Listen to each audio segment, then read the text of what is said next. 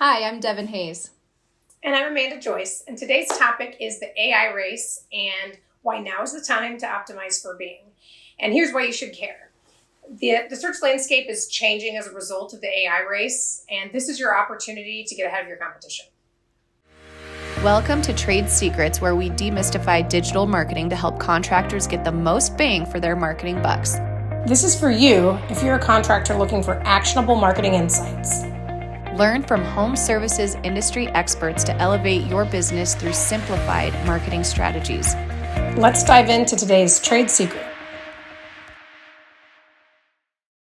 Well, I don't think we can talk about this topic enough. I think it's riddled with AI is just everywhere. Every news piece, there's tons of AI tools. Obviously, OpenAI's ChatGPT kind of opened the floodgates for AI, and now there's so many tools out there that can do so many cool things. But today we're going to directly apply what we know and articles that have come out from Forbes that really talk about how that's changing the search landscape and some actionable items that, that our contractors can kind of jump into and get ahead of the curve from hopefully their competition who hasn't discovered this wonderful podcast yet.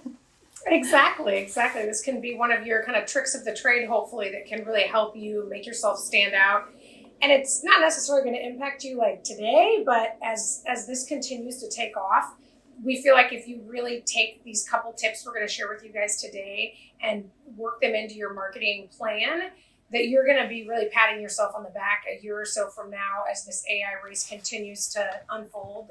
It's going to be, none of us know what's going to happen, but we definitely feel like you can take some small steps today that less forward-thinking business owners are not going to be taking. And if you do it, we think you're going to be high-fiving us and telling us, we'd love to hear from you later that you're like, thanks for the hot tip, guys. That really helped me out.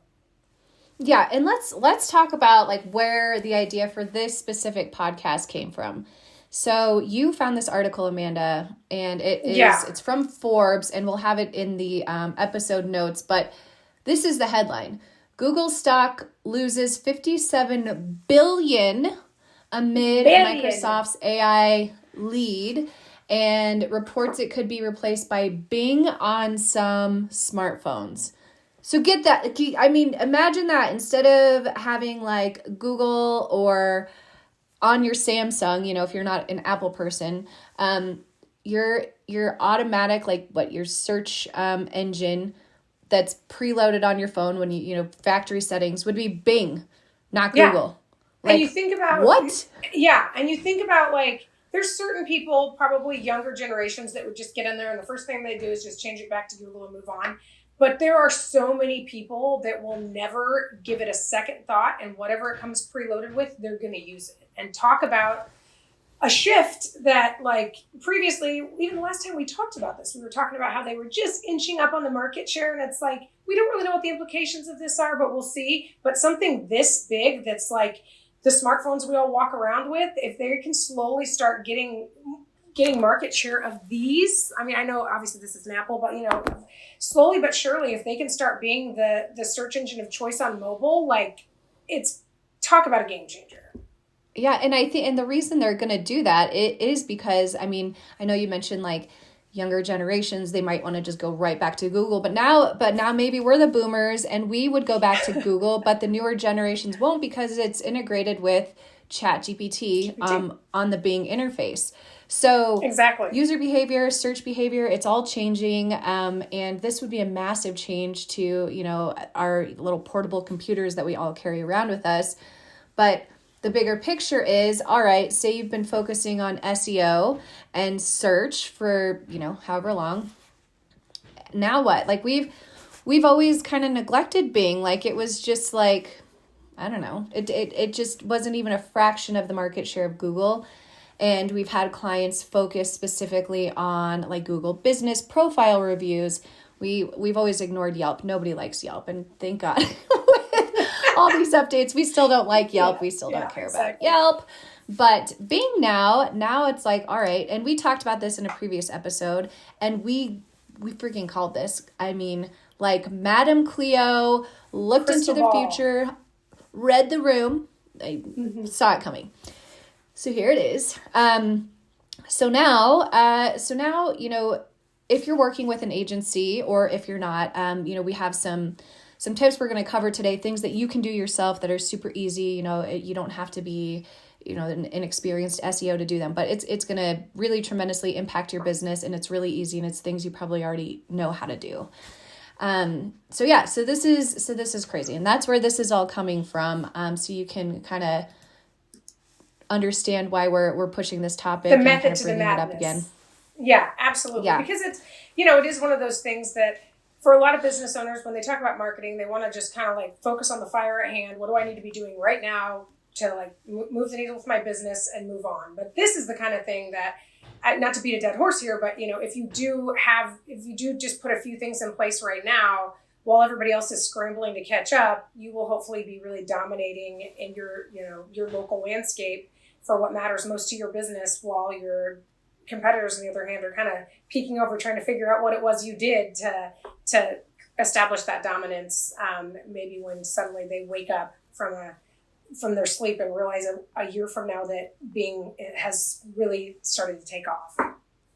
Well, and let's be honest, when more of like the mainstream marketers in this space start catching on and saying it, because they're always behind us, but when they catch on and they have those bigger platforms that can reach more contractors and help more people, maybe then, like, if you're listening to us, thank you, we love you, but also like maybe you're ahead of the curve, because if you do this now, you have those months of that slow organic SEO growth. It's still organic. And so it still has that slow grow. So you still have to anticipate that it's going to take time, which makes taking these actions today even more important. So let's dive into it. Well, first of all, if you haven't already claimed your Bing business profile, claim your profile. Yes. We'll have a link in the episode notes. I think it's just bingplaces.com. They make it super easy. You can log in with your existing Google account, or if you have a Microsoft account. I think I have one that I created in like the 90s. I created mine before I went to college. Yeah. It's been a little bit of time. It's like a nice cast iron pan. It's just well seasoned. So if you get an account or log into bingplaces.com, and you can actually import your business from your Google business profile. They make it really easy for you. And then you can even set the frequency that it syncs with your Google business profile. So that's step one. Sign up for Bing Places. You don't even have to type all the information. Just pull it over from your existing account. Bing's categories are, they're not the same as Google's, like Google business profile categories. So they have a lot of the same ones, but you might want to double check those. And it's like, I think, a 5-step, like next. So just choose your primary, choose your secondary, and just make sure that those like best align with your primary and secondary services. That's number one. Amanda? Yep. Number 2, Facebook reviews. This is something that, again, we've all been sleeping on. We as an agency as well have really encouraged all of our customers to really focus on growing their reviews in their Google business profile. Don't stop doing that, but it is time to start focusing on growing your Facebook reviews as well. And you might say, why is that? But it's because that's where Bing pulls those reviews from. So they're going to pull your reviews from Facebook. So as you're going out there and asking for reviews, whether you're doing it automated or however it is, make sure that you're really focusing on growing in Facebook as well as your Google business profile. And I do feel like this is a really sneaky one that I think could really pay off a year from now when people are really leaning on Bing more. Talk about something that your competitors, nothing but time will help, that's the only way they're going to be able to catch up with you, is just putting the time in and starting to grow those reviews. And if you've already done it, you're going to be light years ahead of them. At that point, you just have to maintain your pace. And if you've got 50 more reviews than everybody else in your general location, if you can just keep slowly growing your reviews while they're just barely trying to catch up with you, you're going to have a serious leg up when it really matters. Yes, absolutely. So you might be asking, well, how many Facebook reviews do I need to get? Like, how long do I need to push Facebook over my Google business profile? I would suggest looking at, the top competitors in your space, or if you're light years kind of behind them and they're a giant contractor that's been around forever, look in your proximity. Which competitors are around your brick and mortar and how many reviews do they have on Facebook, and kind of start there. I think that'd be a great like kind of goal to outshoot them by 5 reviews. Obviously, the higher star reviews, the better. But start there. That'd be a great place. Like if the person closest to you, because you got to think about how important proximity is on search. So they're going to serve one over the other. They're not going to show 2 people that are basically right on top of each other. So start to beat out the people that are closest to you in proximity, and then you can kind of look at the big fish and start chasing those guys. So that's a great place to start. If you're wondering, cool, Facebook reviews, got it. How many do I need? And with Facebook, Amanda, Bing also looks at engagement and post frequency in terms of ranking, right? Yeah, absolutely. So again, that's another reminder that you don't want to sleep on Facebook. I know you're already probably focusing a bit on engagement. Hopefully you're posting to your Facebook page and all that, but this is another one of those signals that can really help you rank there. So make sure that you're not just posting content just for the sake of posting content. Make sure you're paying attention to what people are engaging with, and you're continuing to use that information to help kind of guide what you are posting on Facebook, and engage back. If people are actually getting on there and every once in a while posting on your, replying to what you're posting, make sure you're watching it, you're engaging, and encourage your employees to get on there and do it. Talk about, sometimes maybe you're not going to have a galvanized base of people that are just waiting for your next Facebook post to come out, but you can certainly ask your sales guys and people that have a vested interest in you growing your business digitally and driving more leads. Put it back on them. Say, make sure you're watching our profile and you're commenting and engaging and sharing the content we're sharing on Facebook. That's going to really have a positive impact on your Bing results. Pro tip, shorts, video shorts. Those are getting lots of favoritism on social media platforms, which also help you with search. So having them engage is massively important. And then, try video shorts. Please try getting some more video in your content game. It sounds overwhelming, but realistically, listen, AI makes that a lot easier too. So that's another tip one there. Yeah. And then the third one, Amanda, chef's kiss. You've already been doing this for our clients because you're brilliant. And again, Madame Cleo, for any millennials who don't know who that is, she was a fortune teller, 90s, 80s. Anyways. Okay. So tell us this little juicy nugget, Bing ads. Yes, run ads in Bing. Your cost per clicks in Bing are going to be, you're not even going to believe how much cheaper they are. The volume's not as high, obviously, but the clicks are cheaper, and we do have some people reporting higher lead quality from Bing. So it definitely depends on your market, all those things, but if you can look at what's working best for you in your Google ads and pick some of those like really juicy keywords that are really working well in Google, bring them over into Bing and start running there, see what kind of response rates you get, and allow it to tell you, look at it and just allow it to kind of speak to you and tell you what makes sense. But I promise you're going to get some really inexpensive visibility and some way less expensive clicks through a Bing ads campaign. And again, it's only going to help increase your visibility in this up and coming search engine that's been around for a long time, but it's making a comeback. It's glowing up. Yeah, and I want to highlight something you said there. You said that the lead quality is actually better. It's been reported to be better, and that's probably because you have less of your competition clicking on your ads just to drive up those costs, I would imagine, as part of it.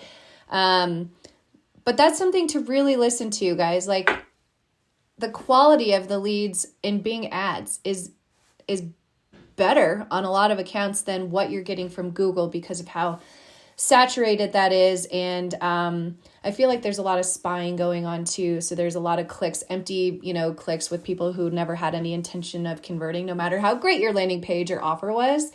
So that's something to really think about. So it costs you less. And again, you mentioned less eyeballs, but the quality there, if your lead quality is people like with this high commercial intent and they're converting.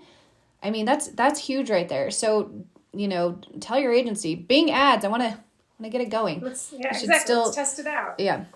Because even if you're only getting 1 or 2 leads a month out of it, if you have a small budget and you're just running a little bit in Bing, if 1 or 2 of those, if actually converted to a project, I mean, my gosh, it's definitely paying for itself, and it's worth the extra effort to do that. Would you, and I guess maybe this is getting like a little bit more in the weeds with it, but because you've like worked in both platforms, is it pretty intuitive, or would you still recommend having someone like manage the Bing accounts? Because I know in like Google ads, there's a lot of ways to waste money pretty quickly and little hidden check boxes and all their suggestions that they give you. Would you say like the Bing ads interface is more friendly? Not to get us completely off topic, but just curious. It's kind of the way a lot of things Bing has done over the years. It's basically a replica of Google. They kind of just look at what Google does and make it their own, but it's pretty darn similar. They do have an option, just the way they do with their business profiles, to just pull your campaigns in from Google. So if you are managing it yourself and you're just barely, you're like, I can run a few keywords in Google. I don't have the time to start thinking Bing too. You can literally go in there and set it up so it'll just update based upon what you're doing in Google. But again, because they are slightly different audiences, the volumes are different. If you do choose to do that, I would still go in and check on it directly. Don't just treat it as if it's all one big giant ad campaign that's in one cluster, because they're different, So if you're going to do it, take a look at it directly, but again, that is a quick way to maybe save a little bit of time and pull over some of your strongest content from Google and run it in Bing. Beautiful. So those three action items, those kind of 3 takeaways. Number 1, claim your Bing business profile at bingplaces.com and sync it with your Google business profile. Number 2, start getting Facebook reviews and engaging more on Facebook. Number 3, test out some Bing ads. Now we've got a couple of pro tips in here as well. Yes. We didn't want to cover these in, ad nauseum, because we wanted this content to be digestible. So if you are a little bit more advanced in the SEO kind of space, this will make sense. Not that we expect every contractor to be, again, like we wouldn't know how to do your job. So we don't expect you to know these things, but a lot of you really educate yourselves on this. So we just figured we'd throw these pro tips in here since we're talking about it. Absolutely. So one being, tap into Bing's Webmaster tool. We're going to include the link in our description here as well. It's another great free tool, just the way Google offers us a ton of free tools. This is a great tool to tap into to really understand your search rankings, your highest quality content, all that kind of stuff. So again, check out that link. If you're not already using Bing Webmaster, take advantage of it. And if you're using an agency, just ask them, make sure that they're doing it. And it's really easy to set up if you're already using Google Search Console. Again, you can import the data and import your settings over to Bing Webmaster Tools. The difference being Google Search Console, you see how you perform on Google. Bing Webmaster Tools, you see how you're performing on Bing before they click through to your website. Okay, and then the other pro tip, let's see here. Take a look at their search quality blog. Bing is a little less tight-lipped about how you rank well on their engine than Google is. Over the years, Google's gotten more open about it, but nonetheless, Bing pretty much just outlines what it is you need to do to please the Bing gods. So check out that blog. Keep track of what they're telling us, especially as AI continues to evolve and things change over there. It's a great thing to just keep your eye on and make sure that if they're suddenly telling you to do something different with your business profile or whatever, just kind of keep a loose eye on it, and that'll help you make sure that you're continuing to win the Bing race. Beautiful. Well, I think that covers it. So thank you all very much for listening. And should we cover, do we need to cover the action items one more time? I think we're good. I think we're good. We're good. They're in the notes too.